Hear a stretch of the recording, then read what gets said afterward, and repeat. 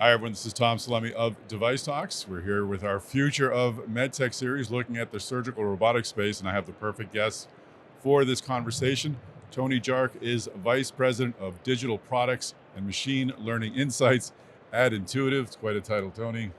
Sound very important, and we're really glad to have you on the video to talk about where we're headed. So we've talked a few times before. I always love your path into MedTech because it kind of comes through robotics, correct? How'd you find your way to Intuitive? Yeah, no. Well, thank you for having me here, Tom. So I came to Intuitive out of graduate school. In graduate school, I was studying how humans coordinate movement Mm. and how we can restore movement after paralysis or stroke. And so we were using a lot of optimization and machine learning techniques to predict how we might be able to drive the control strategies in paralyzed limbs. And at that time, I actually became connected with the medical research team at Intuitive, did an internship where we applied many similar techniques to data streams on the robot. And we started characterizing surgeon movements, and we started to characterize surgeon skill and performance and learning. This was the precursors to surgical AI and data science. And I joined the medical research team at that point in time as a data scientist or machine learning scientist. And then I've had a fortunate career at Intuitive where we've been able to grow very much that core technology into a backbone of our digital products. That's great. And what role or what problem do you see surgical robotics companies like Intuitive solving? What ultimately what are you trying to achieve? Yeah, I think we're after the big problems in healthcare. Mm. I think if you look at the standard of care globally, there's a huge opportunity for improvement. A few examples that we have, it's over a year from when you first present symptoms in lung cancer to when you're definitively diagnosed, and that year is precious time that potentially risks the life of that patient. Endometriosis, 5 years dealing with symptoms before you actually get treatment. Mitral valve, 7% mortality rates 1 year after. And so I think this is a tremendous opportunity, just a few examples, for us to bring end-to-end solutions that go from diagnosis through treatment and elevate the standard of care. You must look across the landscape of surgical robotics companies and see what you've done and see what others are starting to do. What is your assessment of where we are today with surgical robotics? If we want to go to a baseball analogy, what inning are we in? I feel like we've made a lot of progress, but we're just really starting to scratch the surface. I'm mixing so many metaphors in there. Pick whichever one you want to use. Yeah, yeah. I mean, I think every year the opportunity gets larger and more exciting, Mhm. right?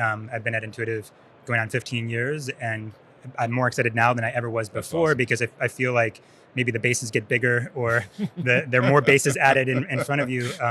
I don't know if I butchered the analogy even We're doing a further. terrible job. I Um, hope people will get our point. Yeah. yeah, yeah, but I think that we're all after very common goals, right? We're after improved patient outcomes that deliver a better patient experience, improved care team experience, lowering the total cost to treat, driving access, 24/7 access to the right level of care that then elevates surgical outcomes for those patients. And right now, I think Intuitive is bringing a set of capabilities as part of a robotic platform, but now connected to a digital ecosystem that creates a continuum to holistically solve those problems versus bringing point solutions.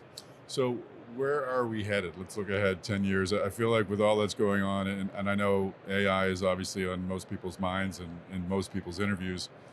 What you've described earlier, you've been working with machine learning for years and control of data and understanding of data. But I feel like now we're beginning to crystallize where we might head with telesurgery and AI assisted surgery. Where are we headed? What will surgical robotics and what will, I guess, the OR look like in 10 years? I think it's a great question. I think it circles right back to those big problems. These are hard problems to solve, Hmm. and not just to solve once or at one institution, but to solve globally across institutions to kind of take the bottom quartile, the bottom half performance of surgery and elevate it to better care. Um, and so I think some of the technologies you mentioned, telesurgery, mentoring telesurgery, which is on the continuum of telepresence, which we have today, where Yep. we're connecting surgeons across distances to be able to drive better clinical decision making, to AI, which I see just like many other technologies in sensing, robotics, controls, advanced imaging as an enabler as part of that ecosystem. And so I think hopefully what you'll see is you'll see the endpoint improve, where we're solving the total solution of diagnosing lung cancer sooner and treating it instantly to be able to solve those problems.